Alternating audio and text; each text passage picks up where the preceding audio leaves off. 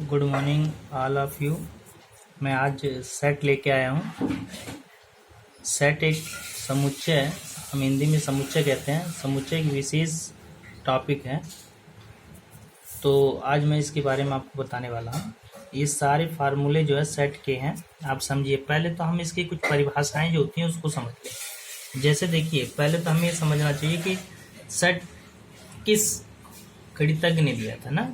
तो समुच्चय सिद्धांत का सूत्रपात और विकास जर्मन गणितज्ञ जॉर्ज कैंटर ने किया था, ठीक है ना। अब सेट के बारे में समझना है तो कंसेप्ट ऑफ सेट क्या होता है, ठीक है ना।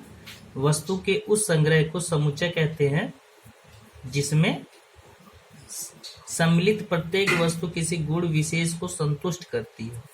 इसे हम कुल भी कहा जाता है या कुल भी कहते हैं, ठीक है ना।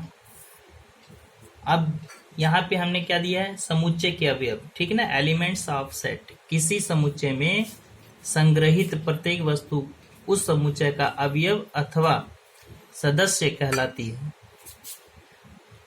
समुच्चय के संकेत, सेट ऑफ नोटेशन।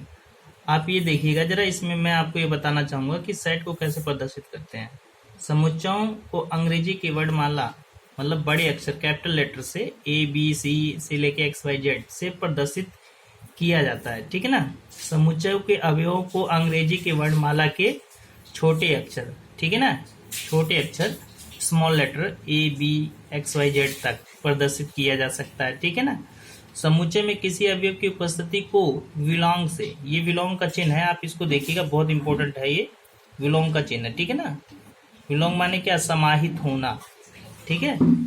ये विलोंग का चिन्ह है, इसको बच्चे बहुत लोग जो है नहीं समझ पाते। विलोंग, ठीक है ना, विलोंग माने समाहित होना।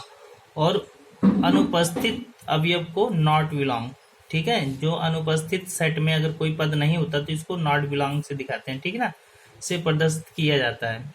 सेट को मझली कोष्टक में क्या किया जाता है, प्रदर्शित किया जाता है। जितने अवयव होते हैं, जैसे एग्जाम्पल में देखिए, ये स्वरों का है। इंग्लिश के जो वर्ड होते हैं ना, इसमें ये स्वर हैं, AIOUE, है ना। ये देखिए, ए क्या है, कैपिटल लेटर से इसको प्रदर्शित किया जाए। ये मझली कोष्टक में इसके अंदर अवयव हैं, ओके, ठीक है ना। अब देखिए, इसमें हम क्या कर सकते हैं, जैसे कि आई है बिलोंग टू ए, यू है बिलोंग टू ए, और के नॉट बिलोंग टू ए, किसी इसमें के कोई अवयव नहीं है। इस प्रकार हम बिलोंग और नॉट बिलोंग को प्रयोग किया जा सकता है, ठीक है। अब आइए समुच्चय के निरूपण, ठीक है ना, रिप्रेजेंटेशन ऑफ सेट। इसकी दो विधियां होती हैं, जैसे एक तालिका विधि, तालिका विधि को सूची विधि अथवा रोस्टर विधि भी कहा जाता है। गुण विधि अथवा समुच्चय निर्माण विधि, ओके। अब यहाँ सबसे बड़ी बात क्या आती है, रोस्टर विधि में हम करते क्या है। रोस्टर विधि किस प्रकार की विधि होती है, देखिए, रोस्टर विधि जो होती है वो समुच्चय के समस्त अवयवों को अर्ध विराम, इन्वर्टेड कॉमा जो लगा होता है, ठीक है ना, कॉमा लगाकर मझले कोष्टक के अंदर हम सारे अवयवों को रखते हैं। जैसे यहाँ पे एग्जांपल में दिया है A = स्मॉल लेटर का है ना, सब ये ABC, ये देखिए इस तरह प्रदर्शित किया जा सकता है। तो ये जो है, ये क्या है, देखिए विशेष गुण क्या है इसमें, ये अंग्रेजी के स्मॉल लेटर सारे हैं, है ना। इसका विशेष गुण है कि अंग्रेजी के स्मॉल लेटर हैं, ठीक है ना। अब यहाँ पे देखिए, समुच्चय निर्माण विधि, ये दूसरी विधि है। समुच्चय निर्माण दूसरी विधि है। इसमें क्या कहना है कि समुच्चयों को उसके अवयव के गुण विशेष द्वारा निर्दिष्ट मतलब प्रकट किया जा सके। निर्दिष्ट माने क्या, प्रकट किया जाना, ठीक है, प्रेजेंटेशन उसका। तो यहाँ पर क्या कह रहा है, ये एक्स सेट है, जैसे यहाँ पे एक्स है ना, सच दैट पी एक्स क्या है, यहाँ पे कोई बहुपद फलन बन जाएगा वो, ठीक है ना, कोई फलन बन जाएगा। जैसे कि यहाँ पे हम लिख सकते हैं कि यहाँ पे एक सेट है जो प्रधानमंत्रियों का, भारत के प्रधानमंत्रियों का, भारत के राज्यों का, है ना, है कि नहीं, एक कक्षा के सभी छात्रों का सेट, ओके, सम संख्याओं का सेट। उस प्रकार हम इसको निर्दिष्ट किया जा सकता है। फिर संख्याओं के कुछ महत्वपूर्ण समुच्चय, जैसे हम ये जानते हैं धन पूर्णांक अथवा प्राकृतिक संख्याओं का समुच्चय को किससे प्रदर्शित किया जाता है, कैपिटल लेटर I पॉजिटिव से, ठीक है, या N से प्रदर्शित किया जाता है। जैसे यहाँ देखिए, हमने इसको दिखाया है I धन = Z धन = N, मतलब ये तीनों चीजों से प्रदर्शित किया जा सकता है। किस चीज को, प्राकृतिक संख्याओं को। धन पूर्ण प्राकृतिक संख्या, धन पूर्ण प्राकृतिक संख्या कहाँ से होती है, एक से, जहां से हम कोई वस्तु गिन सकते हैं, 1 2 3 4 अनंत तक, ये प्राकृतिक संख्याएं कहलाती है। इसको आई जेड एन से भी प्रदर्शित किया जाता है, ठीक है ना।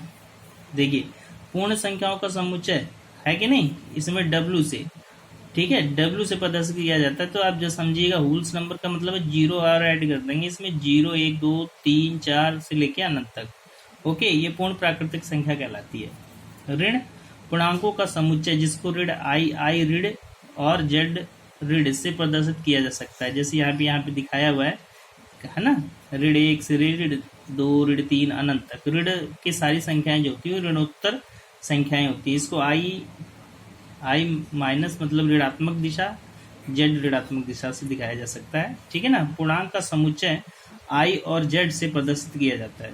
जो पूर्णांक होते हैं उनको आई और जेड से ही, ठीक है, नेगेटिव और पॉजिटिव दिशाओं को लेकर। ओके, अब यहाँ पे देखिए, यहाँ पे क्या है, पूर्णांकों का समुच्चय। कहने का मतलब क्या है, पूर्ण पूर्णांकों का समुच्चय दोनों पदों में होता है। शून्य उसका क्या मध्य हो गया, तो 0 से इधर पॉजिटिव, 0 से इधर नेगेटिव।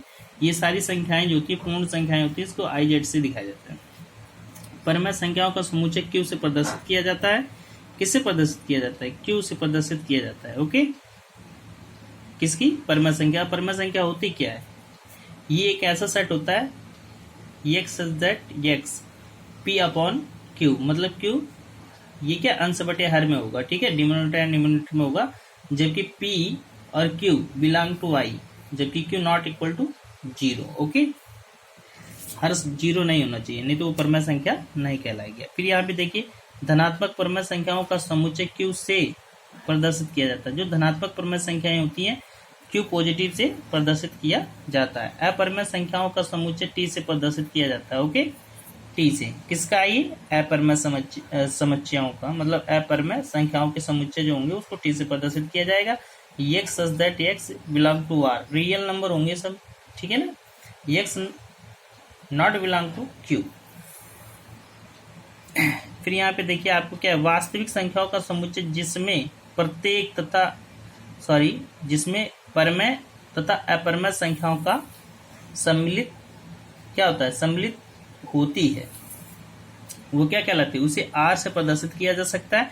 ये सारी वास्तविक संख्या रियल नंबर होते हैं। Okay, x such that x एक वास्तविक संख्या। ओके, सम्मिलित संख्याओं का समुच्चय सी से प्रदर्शित किया जाता है। इसको देखिए यहाँ पे सी इक्वल टू ब्रैकेट में है ना, ये क्या है, ये एक पद है, पूरा एक सेट है। X such that X equal to क्या, ए प्लस आई बी, ये क्या सर्मित संख्याएं हैं, सर्मित कॉम्प्लेक्स नंबर का ये दिया हुआ है। A B belong to R, I square equal to -1, ठीक है ना। कभी कभी सर्मित संख्याएं भी मिलती हैं जिसको हम कॉम्प्लेक्स नंबर भी कहते हैं। इसके ऊपर भी वीडियो हम आपको बना के देंगे। अब देखिए समुच्चय के विभिन्न प्रकार, जैसे समुच्चय जो होते हैं उनके कितने प्रकार हो सकते हैं, हम इनके बारे में भी पता होना चाहिए, ठीक है ना। डिफरेंट टाइप्स ऑफ सेट, हम इसके बारे में देखेंगे, ये कितने प्रकार के हो सकते हैं। यहां से देखिए, अब मैं आपको बता रहा हूं, जैसे ये देखिए रिक्त समुच्चय, null set of empty set भी कहते हैं, ठीक है ना। क्या कहते हैं, नल सेट या इम्पर्टी सेट। हम लोग ये दोनों सेट ज्यादा समझते हैं, और हिंदी मीडियम वाले बच्चे जो होते हैं रिक्त समुच्चय के बारे में समझते हैं। तो ये भी आप याद रखिएगा, जिससे नल सेट और इम्पर्टी सेट। ओके, और यहाँ पे देखिए ऐसा समुच्चय जिसमें कोई भी अवयव नहीं होता है रिक्त समुच्चय कहलाता है। कहने का मतलब क्या है, जैसे यहाँ पे देखिए ये क्या मतलब कोष्टक, इसमें एक भी अवयव नहीं है, तो इस प्रकार के सेट को क्या कहेंगे, रिक्त समुच्चय। इसको फाई से भी प्रदर्शित किया जाता है, ठीक है ना, किससे, फाई से भी प्रदर्शित किया जाता है। एक चीज और इसमें, जैसे रिक्त समुच्चय 2 है, फाई 1 फाई 2, तो रिक्त समुच्चय फाई एक अद्वितीय समुच्चय भी होगा। ये कभी कभी पूछा जाता है एक नंबर में। एकल समुच्चय, सिंगल सेट्स, ऐसा समुच्चय जिसमें केवल एक अवयव होता है, मतलब एक ऐसा सेट जिसमें सिर्फ एक ही अवयव हो, वो एकल सेट कहलाता है। ओके, परिमित समुच्चय, ठीक है, फाइनाइट सेट है ऐसा समुच्चय जिसमें विभिन्न अवयवों की संख्या निश्चित हो। निश्चित का मतलब समझ रहे ना, सीमित होती है ना, गिनती में गिनी जा सके, तो उसको क्या कहेंगे हम, परिमित समुच्चय कहेंगे। ओके, अपरिमित समुच्चय, इनफाइनाइट सेट कैसा होता है, ऐसा समुच्चय जिसमें अवयवों की संख्या अनिश्चित होती है, ठीक है ना, परमेय की संख्या अनिश्चित होती है, इसे इनफाइनाइट सेट कहते हैं। विसंगति या समुच्चय या असंयुक्त समुच्चय, ठीक है, विसंगित समुच्चय या असंयुक्त समुच्चय, ठीक है ना। डिसजॉइंट सेट कहते हैं इंग्लिश में इसको। दो या दो से अधिक ऐसा समुच्चय, दो या दो से अधिक भी हो सकते हैं ऐसा समुच्चय, ठीक है, जिसमें कोई भी अवयव उभयनिष्ठ नहीं होता है, ठीक है, इसको कहते हैं असंयुक्त या विसंगित सेट, डिसजॉइंट सेट। ओके, फिर यहाँ पे देखिए समतुल्य, समतुल्य समुच्चय, ये क्या कैसा समुच्चय होता है? इक्विवेलेंट सेट होता है। दो परिमित समुच्चय ए तथा बी जिनकी अवयवों की संख्या समान हो, सिर्फ संख्या समान अवयवों की, ओके, कि इसमें 10 अवयव हैं एक सेट में, एक दूसरे में भी 10 हैं, इसमें 7 है तो इसमें भी 7 है, ठीक है ना। ऐसे सेटों की संख्या अगर उसमें अवयव की संख्या समान होती है तो इसको समतुल्य समुच्चय कहते हैं, ठीक है ना। इससे क्या है? ए समतुल्य बी, ठीक है ना, इसको कहेंगे ए इक्विवेलेंट सेट बी लिखा जा सकता है। ओके, सम समुच्चय या समान समुच्चय, ठीक है, इक्वल सेट, दो समुच्चय कह सकते हैं, दो समुच्चयों में एक जैसे अवयव हो, एक जैसे अवयव हो, ए इक्वल टू बी समान समुच्चय कहलाएगा, ठीक है ना। ओके, देखिए इससे अर्थ भी प्रदर्शित होता है, आप समझ सकते हैं कि समान का मतलब है समान हो, एक जैसे हो। ओके, अब यहाँ पे देखिए क्या, उप समुच्चय सबसेट, ये बहुत इंपॉर्टेंट सेट है।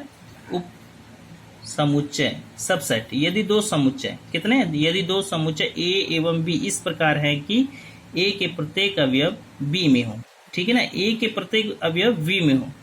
ओके, तो ऐसे जो सेट मिलेंगे आपको, तो ए को बी का उप समुच्चय कहेंगे, ठीक है ना। इसको क्या कहेंगे? ए सबसेट बी। इसको कैसे पढ़ा जाएगा? ए सबसेट बी, ओके, से प्रदर्शित करते हैं। अब यहाँ मैंने एग्जांपल में समझाया, जैसे कि ये सेट है, मान लीजिए ए है, ए बी, इसके अवयव क्या है? ए बी सी डी है, और यहाँ पे मैंने क्या लगाया है? सबसेट का चिन्ह लगाया है, A B C D E F. अब देखिए इसमें ए से लेकर डी तक है अवयव, इसमें ए बी सी डी भी है, फिर ई एफ भी है, मतलब इसके अंदर ये पूरा है ना, तो इसको कहेंगे ए सबसेट बी, ठीक है ना। यहाँ पे लेकिन इसी को उल्टा कर दिया जाए, ये देखिए A B C D E F, ये जो सेट है इसमें कितने अवयव? 1 2 3 4 5 6 6 अवयव हैं, लेकिन इसमें 4 ही अवयव हैं, तो इसमें कहाँ मिलेगा? इसके अंदर नहीं मिलेगा ना, तो इसलिए यहाँ पे क्या, नॉट सबसेट बी लिखेंगे। Okay, A not subset B. आइए हम कुछ और भी उचित समुच्चयों के बारे में पढ़ते हैं, जैसे और भी सेट हैं इनके प्रकार, उचित उप समुच्चय तथा अधिसमुचित समुच्चय, अधिसमुच्चय, इसके बारे में जानिए, इसको हम कहते हैं प्रॉपर सबसेट। देखिए यह चिन्ह मैंने बताया, प्रॉपर सबसेट, उचित उप समुच्चय जो होता है प्रॉपर सबसेट होता है, इसको ए प्रॉपर सबसेट बी कहेंगे, ठीक है ना। ये चिन्ह देखिए, इसको अधि समुच्चय कहते हैं, इसको कहते हैं सुपर सेट, मतलब A super set A, sorry B super set A. अब इसके अर्थ हम आपको बता रहे हैं, जैसे देखिए यदि दो समुच्चय ए तथा बी इस प्रकार है कि, यहाँ पे देख रहे हैं ना, ए सबसेट बी, ठीक है ना, हम इसको उचित उप समुच्चय भी कह सकते हैं, तथा बी में कम से कम एक अवयव ऐसा हो जो ए में नहीं हो, तो ए को बी का उचित उप समुच्चय और बी को ए का अधि समुच्चय कहते हैं। देखिए एग्जाम्पल में एक सेट है, इसमें अवयव क्या है? 1 2 3, क्लियर है। अब बी के अवयव क्या है? 1 2 3 4, तो हम इसको क्या कहते हैं? ए जो है बी का आपका प्रॉपर सबसेट है, ए प्रॉपर सबसेट बी है, क्योंकि इसके सारे अवयव इसमें समाहित है, लेकिन बी के इसमें पूर्ण रूप से समाहित नहीं है ना, एक नहीं है इसमें, जो 4 इसमें नहीं मिलेगा, तो हम यहाँ पे बी वाला जो कहेंगे, बी सुपर सेट ए कहेंगे इसको, ठीक है ना। नोट, एन अवयवों वाले समुच्चय के उचित उप समुच्चयों की संख्या जो होती है, ये सूत्र है इसका, ठीक है ना। कभी कभी हमें सेट के बारे में इसको पूछ लेता है, एन अवयवों वाले समुच्चय के उचित उप समुच्चयों की संख्या 2 की पावर n - 2, तो ये सूत्र है, इससे निकलेगा अवयवों की संख्या, ठीक है ना। अब यहाँ पे देखिए समष्टिय समुच्चय, यूनिवर्सल सेट, यदि किसी निश्चित संदर्भ में दिए हुए समस्त समुच्चय एक निश्चित समुच्चय के उप समुच्चय है, तो इस समुच्चय को समष्टि समुच्चय या सार्वत्रिक समुच्चय कहते हैं।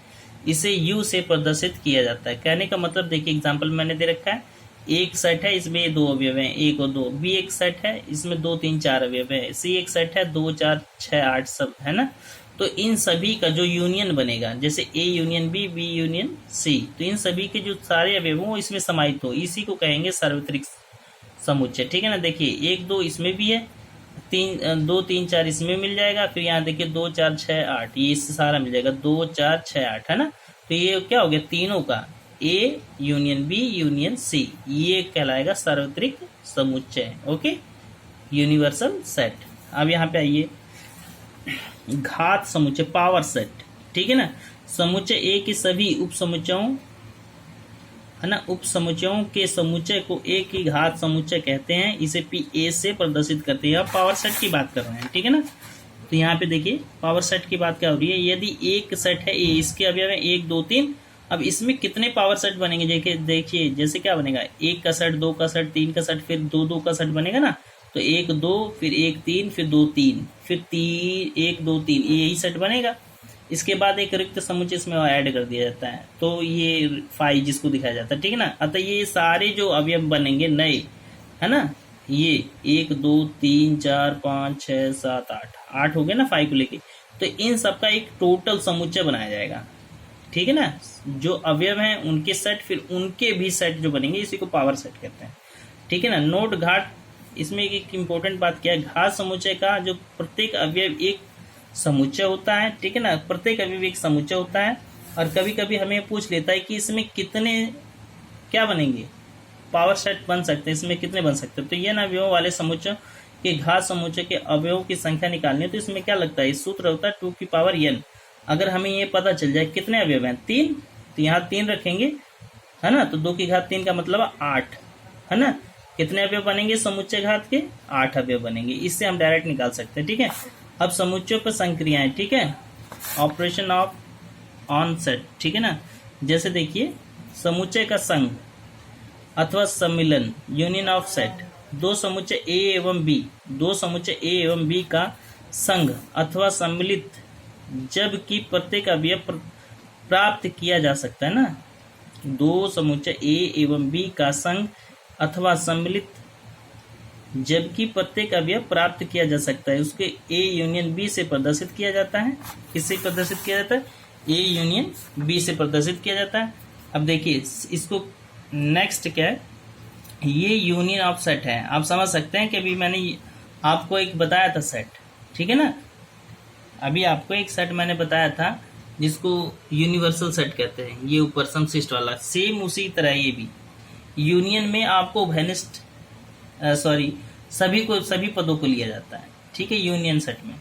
फिर क्या है, सर्वनिष्ठ समुच्चय, ठीक है, इंटरसेक्शन सेट आपका, ठीक है ना, इंटरसेक्शन सेट, दो समुच्चय ए एवं बी को उभयनिष्ठ अवयवों का समुच्चय ए एवं बी का सर्वनिष्ठ समुच्चय मतलब इंटरसेक्शन कहलाता है। जैसे कि देखिए एग्जांपल में दे रखा है, एक सेट है 2 4 5 7, एक बी सेट है 3 5 8, तो इन सभी को कह सकते हैं ए इंटरसेक्शन बी, इन सभी में से जो मिलेंगे मैच करेंगे अवयव उनको हम लिख लेंगे, जैसे कि 2 4 5 7, एक ये ए सेट का हो गया और ये बी सेट का क्या हो गया 3 5 8, ओके।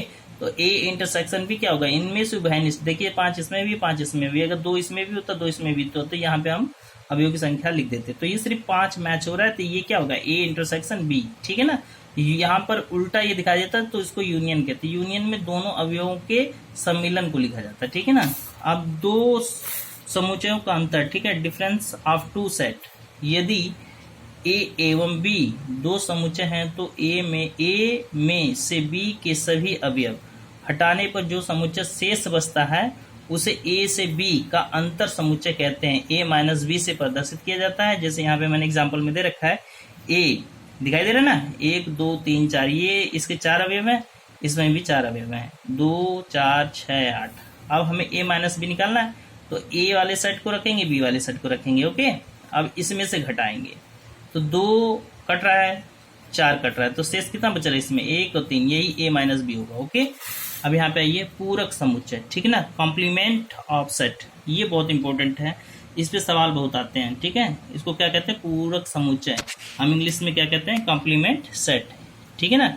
यदि किसी समुच्चय ए के समशिष्ट समुच्चय यूनियन, उसे यूनियन दे रखा है, समशिष्ट समुच्चय यू है, तो समुच्चय ए में से ए को घटा, यूनियन में से ए को घटा दिया जाएगा ए वाले सेट को, तो समुच्चय ए का एक पूरक समुच्चय क्या होगा, पूरक समुच्चय प्राप्त होगा। समुच्चय कहते हैं जिसे ए इसको कंप्लीमेंट पढ़ा जाएगा, ए इसको भी कंप्लीमेंट पढ़ा जाएगा, इसको भी ए बार जो दिखाई दे रहा है ये भी कंप्लीमेंट है, ए का कंप्लीमेंट, अथवा इसको सी ए से, मतलब इन चारों पदों से प्रदर्शित किया जा सकता है पूरक, किसके, पूरक सेट को, पूरक समुच्चय कंप्लीमेंट सेट को, ठीक है ना, प्रदर्शित किया जा सकता है।